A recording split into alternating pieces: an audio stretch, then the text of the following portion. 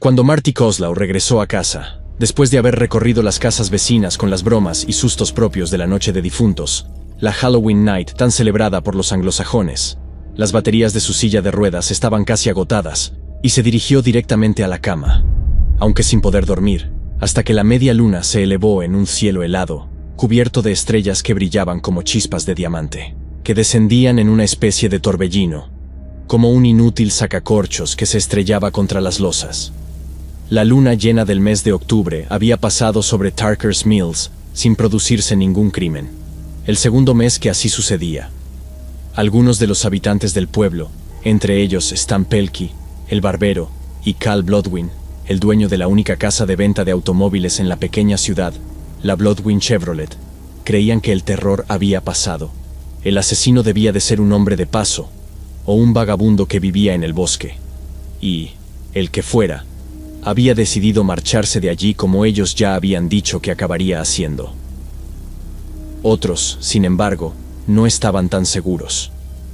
Eran los que pensaban en los 4 ciervos muertos y destrozados junto a la carretera principal, el día después de la noche de plenilunio, y en los 11 cerdos de Elmer Cinnamon, muertos durante la luna llena de septiembre. Las discusiones se sucedían en la taberna, entre cerveza y cerveza, en las largas noches de otoño. Pero Marty Kozlow sabía muchas cosas. Aquella noche había salido con su padre para ir de casa en casa, pidiendo dulces y golosinas, amenazando con su calabaza hueca a los que se negaban a darle algo. A su padre le gustaba aquella costumbre norteamericana del Halloween. Le gustaba el viento helado de la noche. Le gustaba reír con su cordial risa de amigo mayor y lanzar gritos con los que fingía querer asustar a los que abrían las puertas y asomaban los rostros conocidos de Tarker's Mills. Marty iba disfrazado de Yoda, una especie de extraterrestre, el rostro cubierto con una máscara de goma y una gran túnica que le cubría sus piernas inútiles. «Siempre consigues todo lo que quieres», le había dicho Katie, echando hacia atrás la cabeza en ademán de disgusto, cuando vio la máscara. Pero Marty sabía que no estaba enfadada con él, realmente, porque le había preparado el báculo, un detalle que completaba su artístico disfraz, aunque sí, quizá, un poco triste porque se la consideraba ya demasiado mayor para ir pidiendo y amenazando de casa en casa. En su lugar iría a una fiesta con sus compañeros y compañeras de escuela. Bailaría al ritmo de los discos de Donna Summer, asarían manzanas y más tarde se apagarían las luces para el juego de la botella que gira, y quizá tendría que besar a alguno de los chicos. No porque le gustara hacerlo, sino porque sería divertido y podría reírse entre dientes con sus amigas al día siguiente en los pasillos de la escuela. El padre de Marty llevó a este en su camioneta porque ésta tenía una pequeña rampa que podía ser utilizada para que Marty subiera y bajara. El chico bajaba de la camioneta y con su silla de ruedas recorría las calles, con su bolsa sobre el regazo. Así había recorrido todas las casas de su calle y algunas otras más céntricas del pueblo, las de los Collins, los McInnes, los Manchester, los Milliken y los Easton. En la taberna habían colocado un gran tazón lleno de palomitas de maíz rebozadas de azúcar, barras de chocolate en la rectoría de la iglesia congregacional y barras de mazapán en la rectoría baptista. Después Marty fue a los hogares de los Randolph, los Quinn, los Dixon y una docena o 2 docenas más de familias del pueblo. Marty regresó a casa con su bolsa llena a reventar de golosinas. Y con un conocimiento terrorífico, casi increíble. Lo sabía. Sabía quién era el hombre lobo. En una de las visitas realizadas por Marty, la bestia en persona, ahora segura entre sus lunas de locura, había puesto algunas golosinas en su bolsa, sin darse cuenta de que el rostro del muchacho había palidecido, como el de un muerto, bajo su máscara de Yoda. Bajo sus guantes, sus dedos apretaron el bastón que completaba su disfraz con tanta fuerza que sus uñas se volvieron blancas. Era el hombre lobo. Marty lo sabía, y no solo porque llevara un parche negro cubriéndole un ojo. Había algo más. Cierto parecido vital entre el rostro humano de aquel hombre y la rugiente cara del animal que había visto en aquella noche veraniega y plateada por la luna, hacía ya cerca de 4 meses. Desde su regreso a Tarker's Mills, a su vuelta de Vermont, el día después de la fiesta del trabajo, Marty venía manteniéndose alerta, vigilante, seguro de que acabaría por volver a ver al hombre lobo, tarde o temprano, y que lo reconocería cuando lo viera, porque sabía que tendría que tratarse de un tuerto. Aun cuando la policía le había dicho que lo tendría en cuenta y haría las comprobaciones pertinentes, cuando él le dijo que estaba seguro de que le había sacado un ojo al hombre lobo, Marty sabía que no le habían creído del todo. Posiblemente porque solo era un niño o porque no estaban allí aquella noche de julio en que tuvo lugar el enfrentamiento. De todos modos, eso no le importaba demasiado. Él sabía que las cosas habían sido así, tal y como las explicaba.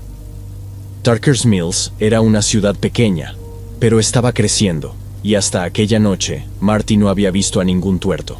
No se había atrevido a hacerle preguntas a su madre, que estaba asustada y preocupada porque lo ocurrido en la noche del 4 de julio pudiera marcar de modo permanente la psiquis de su hijo. Sabía que si acudía a su madre con preguntas, ésta confirmaría sus temores. Por otra parte, Tarker's Mills era un pueblo pequeño. Más pronto o más tarde acabaría por ver a la bestia, también con su rostro humano. No se había atrevido a hacerle preguntas a su madre, que estaba asustada y preocupada porque lo ocurrido en la noche del 4 de julio pudiera marcar de modo permanente la psiquis de su hijo. Sabía que si acudía a su madre con preguntas, ésta confirmaría sus temores. Por otra parte, Tarker's Mills era un pueblo pequeño. Más pronto o más tarde acabaría por ver a la bestia, también con su rostro humano. De regreso a casa, el señor Coslow, el entrenador Coslow para sus miles de estudiantes presentes y pasados, pensó que Marty estaba tan quieto y tranquilo debido al cansancio y a la excitación de la noche. La verdad era que estaba equivocado. Con la excepción de aquella noche con la maravillosa bolsa de fuegos artificiales, Marty jamás se había sentido más despierto y más lleno de vida. Su principal pensamiento era: le había costado casi 60 días, tras su vuelta de Vermont, descubrir la identidad del hombre lobo debido a que él era católico y acudía a la iglesia de Santa María, en las afueras de la ciudad. El hombre con el parche en el ojo, el hombre que había puesto una barra de mazapán en su bolsa y lo había acariciado en la cabeza por encima de su máscara de goma, no era católico. Muy lejos de ello. La bestia era el reverendo Lester Lowe, de la Iglesia Baptista de la Gracia. Apoyado en el quicio de la puerta, sonriendo, Marty había visto con toda claridad el parche que le cubría el ojo, a la luz amarillenta de una lámpara que salía por la puerta entreabierta. Le daba al reverendo un aspecto casi de pirata. «Siento mucho lo de su ojo, reverendo Lowe», dijo el señor Coslow con su recia voz de amigo mayor. «Espero que no sea nada serio». La sonrisa del reverendo Lowe adquirió un aire de sufrimiento pacientemente soportado. La verdad era, dijo, que había perdido el ojo. Un tumor benigno había hecho necesario extirpar el ojo para sacar el tumor. Pero se trataba de la voluntad de Dios, y se estaba adaptando bien a la nueva situación. Después, acarició la cabeza enmascarada de Marty y dijo que había muchas otras personas, que él conocía, que tenían que soportar cruces más pesadas. Ahora, Marty, echado en su cama, escuchaba el viento de octubre que cantaba afuera, arrastrando las últimas hojas secas de la temporada, introduciéndose por los huecos de los agujeros de la calabaza hueca, iluminada con una vela encendida en su interior, que flanqueaba el camino de entrada a la casa de los Coslow, mientras observaba el recorrido de la media luna por el cielo cubierto de estrellas. La cuestión que se planteaba era: ¿qué debía hacer ahora? No lo sabía, pero estaba seguro de que el tiempo acabaría por traerle la respuesta. Se quedó dormido con el sueño profundo y sin ensueños de los muy jóvenes, mientras que fuera de la casa, el viento soplaba sobre Tarker's Mills, llevándose el mes de octubre y trayendo consigo el frío mes de noviembre, con su cielo de estrellas fugaces. Octubre, el mes de hierro del otoño. Si está en tus posibilidades, únete al canal, si no, deja correr los anuncios, da like y comenta con solo un «gracias». Eso sería de mucha ayuda para que siga creciendo el canal.